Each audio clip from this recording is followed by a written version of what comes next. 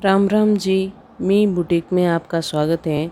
तो आज इस वीडियो में हम देखेंगे कि कुर्ती कांचली के अंदर मगजी है उसको कैसे बनाते हैं, कितनी रखनी चाहिए और उस पर गुणा है वो कैसे लगाते हैं और उसको कैसे बनाते हैं।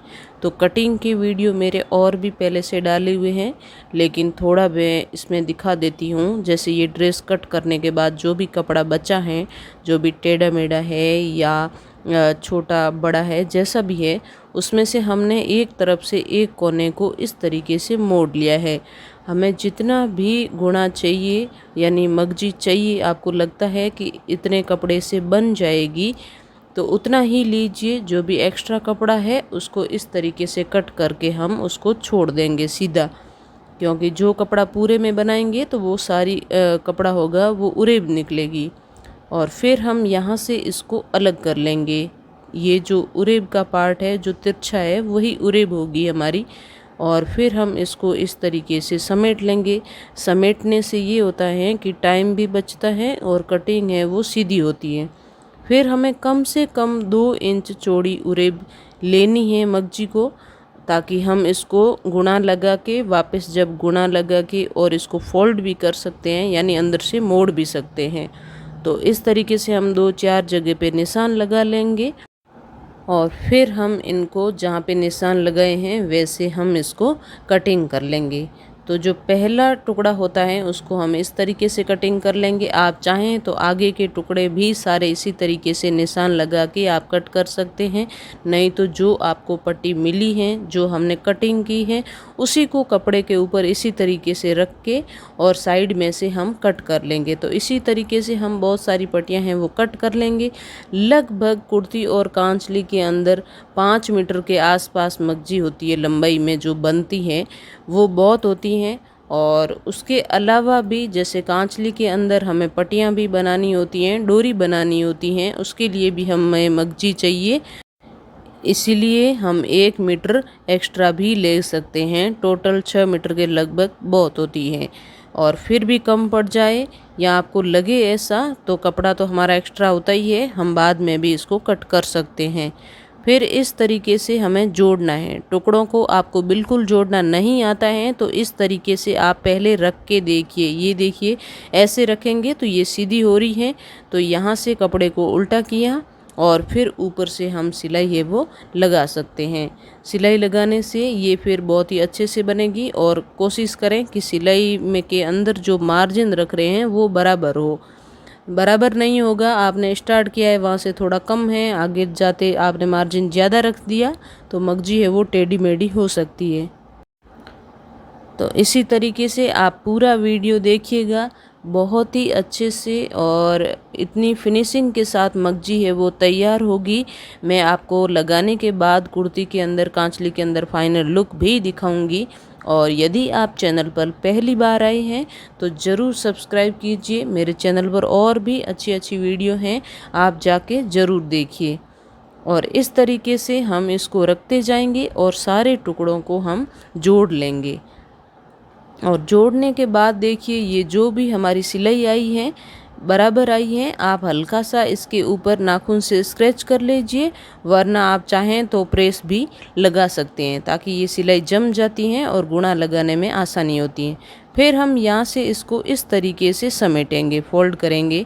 तो हमें ऊपर ये देखना है कि ऊपर से हमें वापस मोड़ना है अंदर से, उतना कपड़ा तो एक्स्ट्रा रखना ही है और उससे पहले ही इसको मोड़ के कंप्लीट कर लेना है। यदि आपकी मगजी 2 इंच है, आपने 2.5 इंच या 2.25 लिए है, तो आप उस हिसाब से नाप के ही मोड़िए, क्योंकि हमें गुणा लगने के बाद कम से कम आधा इंच मगजी हमें बाहर की तरफ दिखनी चाहिए।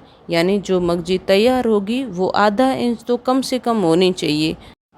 और मोड़ने के बाद हम इस तरीके से आगे से हमें यहाँ से लेके ऐसे सीधी मगजी को फोल्ड करके पकड़ना है, और पकड़ते हुए फिर हल्का सा आप उसको खींच के और हल्का सा गुणे को भी खींचते हुए ऊपर की तरफ सिलाई लगानी है। ज़्यादा मगजी को नहीं खींचना है, लेकिन हल्का सा ज़रूर खींचना है, नहीं तो मगजी है वो लगाने के बाद उसमें सलवटें भी आ सकती हैं और वो है थोड़ी झालर की तरह दिखेगी, नहीं तो वो अच्छी सी और फिनिशिंग के साथ बनेगी। थोड़ा सा आगे से पकड़िए और पकड़ने के बाद वहाँ से गुणे को भी साथ में पकड़िए और फिर हल्का सा खींचते हुए ऊपर है वो सिलाई लगानी है। और गुणे की कटिंग कैसे करते हैं, यदि आपको ये भी देखना है तो मेरे वीडियो का लिंक है, गुणे का कैसे बनाते हैं, कैसे कटिंग करते हैं, उसका मैं डिस्क्रिप्शन में लिंक है वो डाल दूँगी। और ये देखिए हमारी गुणे पर सिलाई लगने के बाद जो मगजी है वही बार दिखेगी, तो वो आधा इंच है, तो अपन उस हिसाब से मार्जिन है वो ले सकते हैं। और एक बार आपने सिलाई स्टार्ट कर दी है माप के, तो फिर आप गुणे से ये अंदाज़ा लगा सकते हैं कि हमें गुणे के ऊपर कहाँ पे सिलाई लगानी है और गुणे को मगजी के ऊपर कितना रखना है, कितनी दूरी छोड़ के हमें गुणे को रखना है। ये आप स्टार्टिंग पॉइंट से एक बार माप लेंगे और फिर उसको रख सकते हैं। यदि आपकी गुणे की पट्टी है वो बिल्कुल बराबर कट हुई है तो, नहीं तो गुणे की पट्टी मोटी या पतली है तो फिर सिलाई है वो टेढ़ी मेढ़ी आएगी। तो इस तरीके से हमें ध्यान रखते हुए इस तरीके से पूरी पट्टी को हम गुणे को लगा के और बना लेंगे।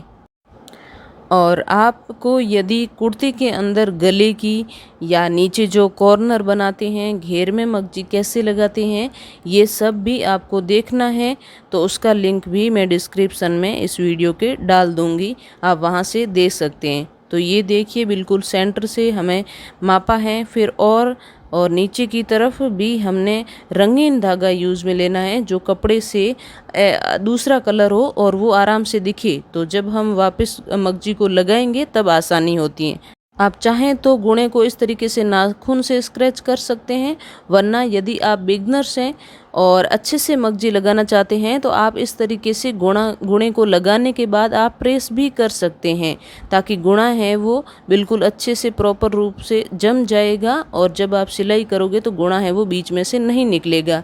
और यदि गले और जो आर्म होल की मगजी है उसको आप इस तरीके से घुमाते हुए और तो हल्का सा खींचते हुए प्रेस लगाइए, वो बहुत ही अच्छे से और गोलाई में आएगी और बहुत ही अच्छे से मगजी बनेगी। तो देखिए इस तरीके से हमें गले और आर्म होल की मगजी को बना लेना है। आप देखिए प्रेस लगाने के बाद मगजी है वो कितनी अच्छी दिख रही है। और हम आधे इंच से भी ज़्यादा मगजी यदि चौड़ी लेते हैं तो जब ये गोलाई है वहाँ पे सलवटें आएगी, आपने कितनी भी खींच के लगाई है तो भी वहाँ पे सलवट आएगी, क्योंकि ज़्यादा मगजी चौड़ी होती हैं तो सलवटें अपने आप ही आ जाती हैं। तो आप उसको कितना खींचोगे, एक हद से ज़्यादा तो उसको आप खींच नहीं सकते।